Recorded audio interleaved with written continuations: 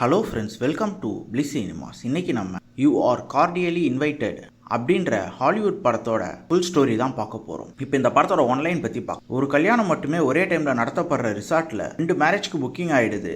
அங்கே நடக்கிற சுவாரஸ்யமான சம்பவங்கள் தான் இந்த படத்தோட கதை. இப்போ இந்த படத்தோட ஃபுல் கதையை பார்க்கலாம். படத்தோட ஆரம்பத்திலேயே ஒரு அப்பாவை காட்டுறாங்க. அவர் பார்த்தீங்கன்னா தான் பொண்ணு மேலே எவ்வளோ பாசம் வச்சிருக்காரு அப்படின்றது அங்கே இருக்க ஃபோட்டோஸ் மூலியமாகவே தெரிய வருது. அவர் ஒரு சிங்கிள் பேரண்டாகவும் இருக்காரு. அவர் பொண்ணோட ரூமை அதே மாதிரி அவர் பொண்ணோட ட்ரெஸ் எல்லாம் அயன் பண்ணி வச்சு பக்காவாக ரெடி பண்ணிட்டு இருக்காரு. வெளியே கதவு தட்டுற சவுண்டு கேட்குது. இவர் போய் கதவு திறக்கிறாரு. அவங்க பொண்ணு வர 2 பேருமே ஹாப்பியாக ஜாலியாக சிரிச்சு ஃபன் பண்ணுறாங்க. பார்த்தது இனிமே என்னோட தான் இருக்க போற அப்படின்ற மாதிரி சொல்லிட்டு கதவு மூடும்போது பார்த்தீங்கன்னா கரெக்டாக இன்னொரு கால் வந்து கதவை திறக்குது. யாருன்னு பார்த்தீங்கன்னா அந்த பொண்ணோட பாய் ஃப்ரெண்டு. இவர் அப்படியே ஷாக் ஆகிடுறாரு. நாங்கள் 2 பேரும் கல்யாணம் பண்ணிக்கலாம் அப்படின்ட்டு டிசைட் பண்ணியிருக்கோம் அப்படின்னு சொன்னதும் இவர் பயங்கரமாக ஷாக் ஆகி டென்ஷனோட உச்சத்துக்கே போயிடுறாரு. அவரால் அதை வெளிக்காட்டவும் முடியல. தான் பொண்ணு ஹாப்பினஸ் தான் முக்கியம் அப்படின்றதுனால. ஆனால் அதை ஒரு சில விஷயங்கள் மூலயமா வெளிக்காட்டவும் செய்கிறாரு. அவங்க பொண்ணு புரிஞ்சுக்கிறாங்க அவருக்கு பிடிக்கல அப்படின்ட்டு. அப்போ அவங்க அப்பா அக்செப்டும் பண்ணிக்கிறாரு. இந்த கல்யாணத்தை நானே பிளான் பண்ணுறேன் அப்படின்னு சொல்கிறாரு. அதுக்கு அந்த பொண்ணு சொல்லுது, இல்லை என் ஃப்ரெண்டு பண்ணிப்பா, நீங்கள் எதுவும் பண்ண தேவையில்லை அப்படின்ற மாதிரி சொல்லு. அவங்க பொண்ணுக்கு பார்த்தீங்கன்னா தான் அப்பா அம்மாவுக்கு கல்யாணம் ஆன அதே இடத்துல தான் ஆகணும் அப்படின்ட்டு டிசைட் பண்ணுறாங்க. அது ஒரு ஐலாண்டு.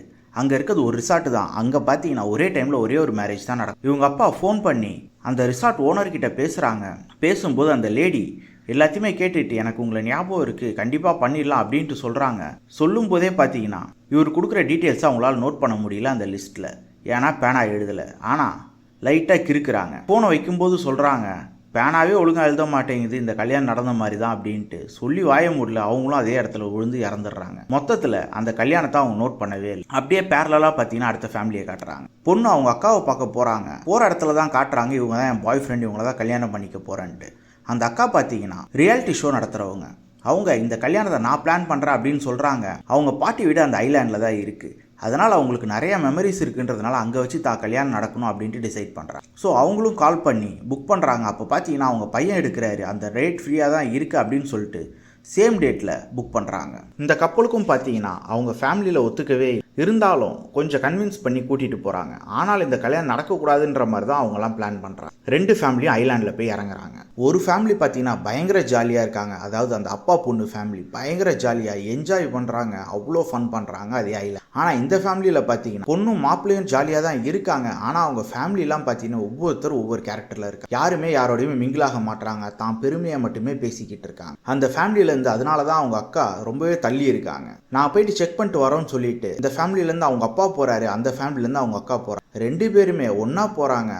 உள்ளே போகும்போது பார்த்தீங்கன்னா கதவு கிட்டே இடிச்சிக்கிறாங்க. லேடிஸ் ஃபர்ஸ்ட் அப்படின்ட்டு சொல்லிட்டு நம்மளும் அந்த பொண்ணை அனுப்புகிறேன். உள்ளே போனால் 2 பேரும் ஒரே டேட் சொல்கிறாங்க. கடுப்பாயிடுறாங்க. அங்கே நடந்த வாக்குவாதத்தில் பார்த்தீங்கன்னா இதில் யார் பேமெண்ட் பண்ணியிருக்கான்னு பார்த்தீங்கன்னா தான் சிஸ்டர் மேரேஜ் புக் பண்ணவங்க தான் பேமெண்ட் பண்ணியிருக்காங்க.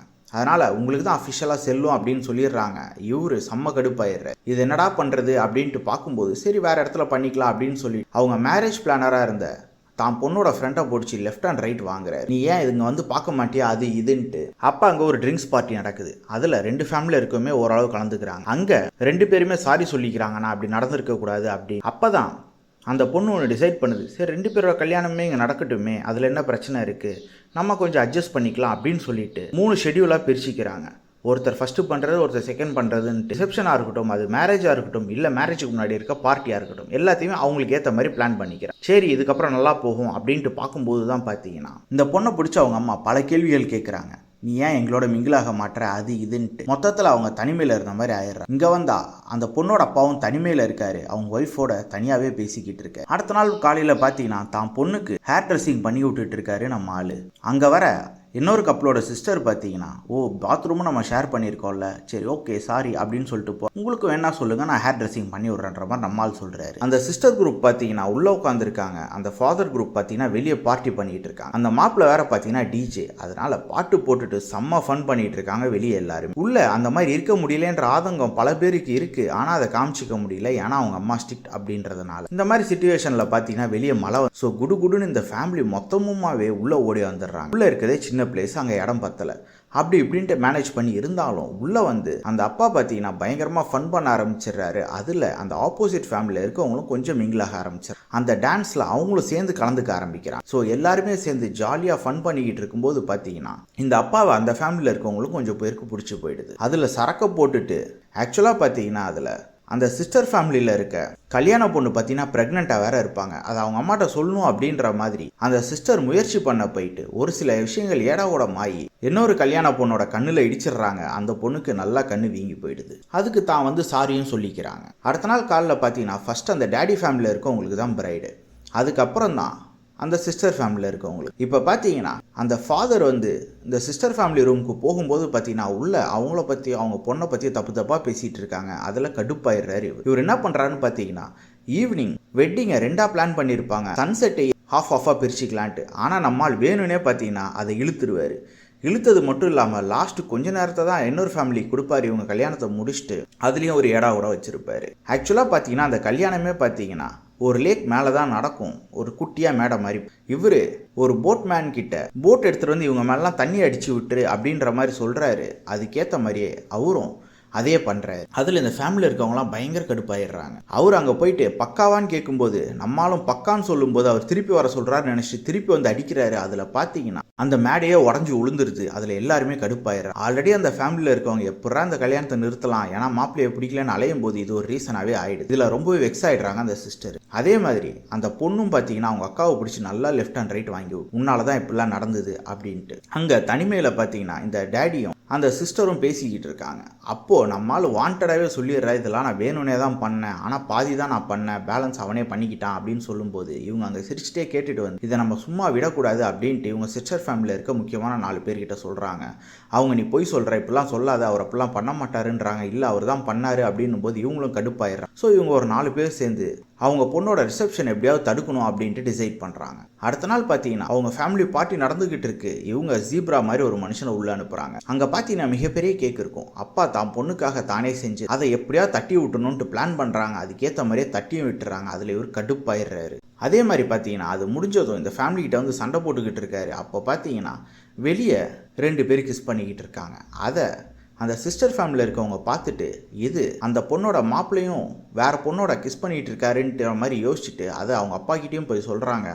அது அந்த பொண்ணுக்கிட்ட விஷயம் போய் பெரிய பிரச்சனையாகுது. அதில் கடைசியில் அவங்க 2 பேர் அது கிடையாது அப்படின்ட்டு தெரிஞ்ச வந்தோம். பொண்ணு கோச்சிக்கிட்டு அந்த ஐலாண்டை விட்டே கிளம்புது. நம்மளும் உருண்டு பிறண்டு ஓடி போய் பிடிக்க பார்க்குறாரு. ஆனால் பிடிக்க முடியல, தண்ணிக்குள்ளே விழுந்துடுறாரு. அங்கே பார்த்தீங்கன்னா ஒரு முதல்ல வேற வருது. அந்த டைமில் அப்படியே நம்மால் உள்ளே வந்து சண்டை போடுறாரு. ஏன் இப்படி பண்ணீங்க, ஏன் பொய் சொன்னீங்க அப்படின்ட்டு. நான் பொய்லாம் சொல்ல, உண்மைதான் அப்படின்றாரு அவர். அங்கே நடக்கிற சண்டையில் பார்த்தீங்க தான் சிஸ்டரே தன்னை ஒரு மாதிரி பேசிட்டாங்கன்னு ரொம்பவே வெக்ஸ் ஆயிடுறாங்க. யாருமே இல்லாத மாதிரி ஃபீல் பண்ணுறாங்க. அப்போ நேராக ரூமுக்கு போகிறாங்க. பார்த்தா இந்த டேடி குரோக்கடையில கட்டி பிடிச்சிட்டு பெட்டில் இருக்காரு. யோ என்னையா பண்ணுற அப்படின்னா, உன்னை நான் பழி வாங்கிறதுக்காக தான் இதை பூட்டுன்னு வந்தேன், கடிக்க விட போகிறேன் அப்படின்றாரு. யோ ஒரு தூக்கி வெளியே போடியா அப்படின்றாங்க அவங்க. அதுக்கேற்ற மாதிரி ஜன்னல்லேருந்து தூக்கி வெளியே போடும்போது பார்த்தீங்கன்னா அந்த லேடி கையை லைட்டாக கடிச்சு அதில் ரொம்பவே ஃபீலிங் போயிடுறாரு. அப்போது போயிட்டு யாருன்னா வாங்க ஃபர்ஸ்ட் எய்ட் பண்ணும் அப்படின்னு சொல்லும்போது அந்த மாப்பிளையே வந்து நான் பண்ணுறேன், எனக்கு தெரியும் அப்படின்னு அவர் பண்ணி சில விஷயங்களை பண்ணி நல்ல பேரும் வாங்கிடுறாரு. அதில் அந்த ஃபேமிலி ஓரளவு ஒன்று சேர்ந்துடுறாங்க. அங்கே நடக்கிற கான்வர்சேஷனில் அவங்க அம்மாவும் தெரிஞ்சிடுறாங்க. ஏன் தான் பசங்க தான் கிட்ட க்ளோஸாக இருக்க மாட்டாங்க அப்படின்றத தெரிஞ்சுக்கிட்டு அவங்களும் லைட்டாக மாறிடுறாங்க. அதே டைமில் பார்த்தீங்கன்னா டிக்டாக்ல ஒரு வீடியோ வருது.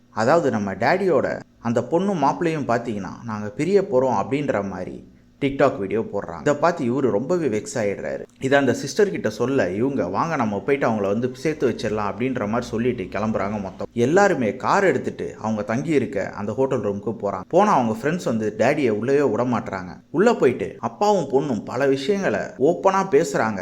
அதில் 2 பேருக்குள்ள ஒரு புரிதல் வருது. சரி வாங்க நம்ம கொண்டு போய் சேர்த்து வச்சிடலாம், அந்த பையனை பிடிக்கலாம் அப்படின்னும் போது பார்த்தீங்கன்னா பையன் ரூம் உள்ள இருந்தால் வெளியே வந்துட்டு ரொம்பவே ஹாப்பி ஆயிடுறாங்க. ஆனால் அந்த பொண்ணு சொல்லுது, இப்போ நம்ம கல்யாணம் வேணுமா, நமக்கு சின்ன வயசு தானே ஆகுது அப்படின்ட்டு. அந்த பையனும் அதே தான் ஃபீல் பண்ணுறான். ஆல்ரெடி அவங்க அப்பா சொல்லியிருப்பாரு இவ்வளோ சீக்கிரம் மேரேஜ் பண்ணணுமா, இன்னும் கொஞ்ச நாள் போகட்டும் அப்படின்ட்டு. மொத்தத்தில் அவங்க அப்பா ஆசையை நிறைவேறி அப்போ தான் அந்த பொண்ணு சொல்லுது, அந்த மேரேஜ் அந்த சிஸ்டர் கிட்ட எங்கள் அப்பாவுக்கு உங்கள் மேலே ஒரு கண்ணு, உங்களை ரொம்ப பிடிச்சிருக்கு போல, உங்களை பார்த்து சிரிச்சுட்டே பாருங்க அப்படின்ட்டு. அப்போ தான் அவங்களும் அதை பார்க்குறாங்க. 2 பேரும் பார்த்தீங்கன்னா தனியாக அப்புறம் பேசிக்கிறாங்க. அதில் 2 பேருமே மிங்கிலும் ஆகிடுறாங்க. கடைசியில் எப்பயுமே ஒன்றா இல்லாத ஃபேமிலி இந்த வருஷத்துலேருந்து ஒன்றா இருக்க ஆரம்பிக்கிறாங்க. தேங்க்ஸ் கிவிங் டேலேருந்து எல்லா டேலையும். அதோட இந்த படம் முடியும். இந்த படத்தோட ஃபர்ஸ்ட் ஆஃப் பொறுத்தளவு பார்த்தீங்கன்னா சூப்பராக போகுது அந்த கல்யாணம் நடக்கிற வரைக்கும். ஆனால் அதுக்கப்புறம் படம் பார்த்தீங்கன்னா பயங்கர ஸ்லோவாக போயிடுது. ஓவராலாக பார்த்தீங்கன்னா சூப்பரான ஒரு ஃபர்ஸ்ட் ஆஃப், சுமாரான ஒரு செகண்ட் ஆஃபோட படமாக இருக்கு. அங்கங்கே பல காமெடி போர்ஷன்ஸ் நல்லா ஒர்க் அவுட் ஆயிருக்கும் தான். ஸோ யாருன்னா ட்ரை பண்ணணும்னா ட்ரை பண்ணி பாருங்க. இன்னொரு வீடியோவில் சந்திக்கலாம். தேங்க்யூ.